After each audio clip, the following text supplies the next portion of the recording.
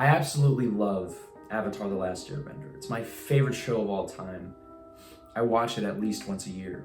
Now, The Legend of Korra is not a terrible show. I don't hate the entire thing. I actually enjoyed watching it. However, with that being said, here are the two things I hate about The Legend of Korra. I know I'm late to this party, late by about 8 years since the show ended, and I know I'm not the only person with gripes about the show, but Avatar is near and dear to my heart. I wanted to talk about it. So, number one, the worst thing about Legend of Korra is Korra. She is unlikable the moment she is introduced. I'm the Avatar! You gotta deal with it! Her character arc is flatter than the flat earth theory. Flatter than a soda with no fizz. Flatter than a 180-degree angle. That's a straight line! Her personality feels like it doesn't change throughout the whole show. She goes from a whiny in season 1 to a whiny in season 4.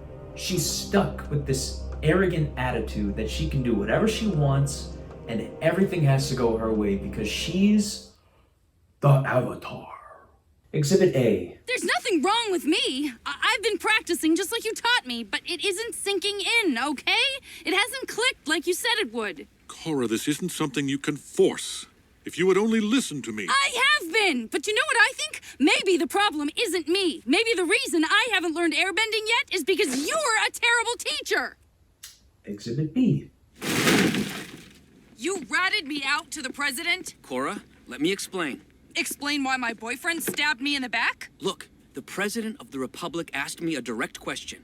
What was I supposed to do? You betrayed me and my family. Enough! Look, I have a job to do.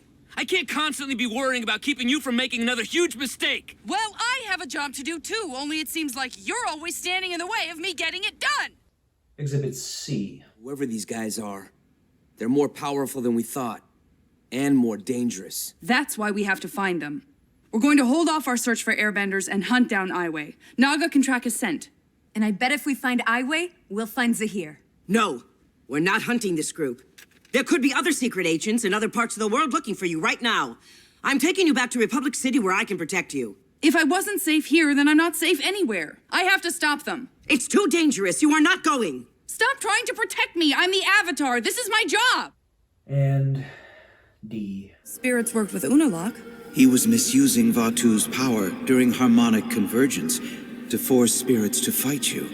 Is that what you want? No. But as the Avatar, I'm hoping that you will come to my aid to save the new world we all share. What you want is exactly what Kuvira wants, to use spirits as a weapon in a human war. The answer is no. There's a lot of examples. She's kind of got the same energy as Mr. Wormwood in Matilda. Listen, you little wiseacre. I'm smart, you're dumb. I'm big, you're little. I'm right, you're wrong. And there's nothing you can do about it. You know why? Because I'm the Avatar. Might be a bit of a stretch, but do you kind of see what I mean? Also, fun fact, Danny DeVito not only starred in Matilda, but was also the director. That's pretty cool. Yes, the Avatar should have some degree of authority and respect, but those traits do not come with the title. They should be earned, regardless of a title. I'm not ragging on her having these traits. It makes sense that she has them. She's been pampered and sheltered her entire life by the White Lotus ever since she was a wee little baby. I'm ragging on the point that she does not grow out of these traits throughout the entire show. What the showrunners could have done is have her start with the traits. Then, once arriving in Republic City and interacting with the outside world, she would realize her arrogance, and then she could go about earning the people's respect instead of sucking the respect that she believes she deserves out of them. One last thing about Korra before I jump into number 2. I'm just gonna say it. Avatar Korra is the worst Avatar in the history of Avatars. She's unlikable, which we've just covered. She gets her butt whipped most of the time.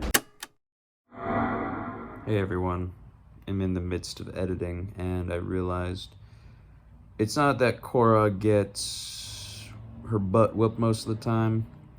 She does get beat up, but that's mainly because she rushes into whatever fight she is, thinking she can win, and then loses. Sometimes in the Avatar state, oh yeah, and her connection to all her past lives, all the avatars before her, gone, severed, does not exist anymore. So me saying that she is the worst avatar is not just my opinion. It's a fact. How? Well, the avatar state being the culmination of power, skill, and knowledge of all your past lives, you would kind of need past lives to have that power, which Korra do not have. Okay, the second worst thing about Legend of Korra is the lore. Let me specify. It's the contradictions to the lore already set up by Avatar: The Last Airbender that I hate. Don't get me wrong, there is some good lore and world building in The Legend of Korra, like the technological advances, like cars and radios, the bending jobs, the pro-bending sport. That stuff was cool and made sense to me. What was very uncool to me was how they changed the origin of bending and tried to explain the Avatar spirit. Avatar: The Last Airbender talks about how the original source of bending came from nature, the animals and the moon of the world, the sky bison being the first airbenders, badger moles being the first earthbenders, the moon being the first waterbender, and dragons being the first firebenders. People learned bending from these original benders. The legends say the moon was the first waterbender. Our ancestors saw how it pushed and pulled the tides and learned how to do it themselves. For earthbending, the original benders were badger moles. For them, the original earthbenders, it wasn't just about fighting. It was their way of interacting with the world. That's amazing, Toph. I learned from the monks, but the original airbenders were the sky bison. The original firebenders were the dragons, and they're extinct. In The Legend of Korra, they disregard this concept and change it so that lion turtles just give the power of bending to people through energy bending. Please, grant us the power of fire. The power is yours to keep until your return. May the element of fire protect you against the spirits. I like lion turtles. I like them a lot. I think their design is sick. I think the idea of them being huge, ancient beings is super cool. But them being the original source of bending, I don't like that. I don't like that. They already had these rules in the world set up so nicely. People learning bending by studying the movements and lifestyles of the animals in the moon is awesome. You know, in real life it's surmised that's how Kung Fu first got started. People observed the way the animals moved and that's how they developed the first styles. Ever wonder why it's called tiger style, monkey style, bear style, all the other styles? Now you know. Anyway, the point is, The Legend of Korra contradicts the rules already set up in this universe. And it stinks. It's got a rancid stink on it. Ugh. Now Rava, or Brava, as me and my friends like to call her, because whenever she's on screen, I'm like, oh, Brava. Oh, brother, this guy stinks! Brava is the spirit of light and goodness, and is also the Avatar spirit. I get what they were trying to do. Trying to explain the origin of the Avatar and what the Avatar spirit is. It's an interesting concept. I don't like what they went with. Brava is an independent entity with thoughts and feelings. Why? Why did they need to personify a force of nature? The forces of good and evil do not have thoughts and feelings.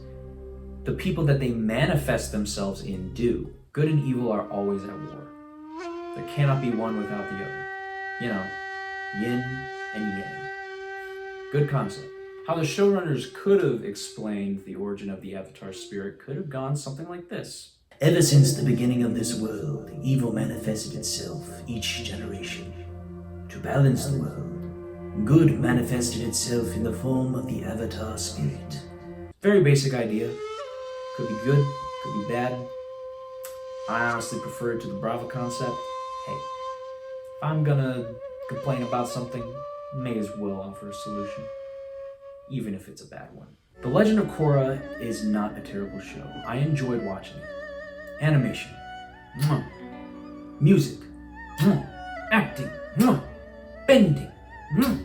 Mwah. Story, not great. But to all the other things I said before, chef's kiss. I feel Tenzin and Varric are great characters and are, if not the best, in the show. Also, I think Bolin and Milo have some pretty funny moments sometimes. I see you judging. Go ahead. Do it. So I don't hate The Legend of Korra.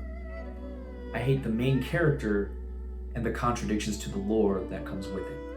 You're gonna see a lot of videos out there talking about how you shouldn't watch The Legend of Korra. But honestly, it's not as bad as people are making it out to be. It's enjoyable. Not great.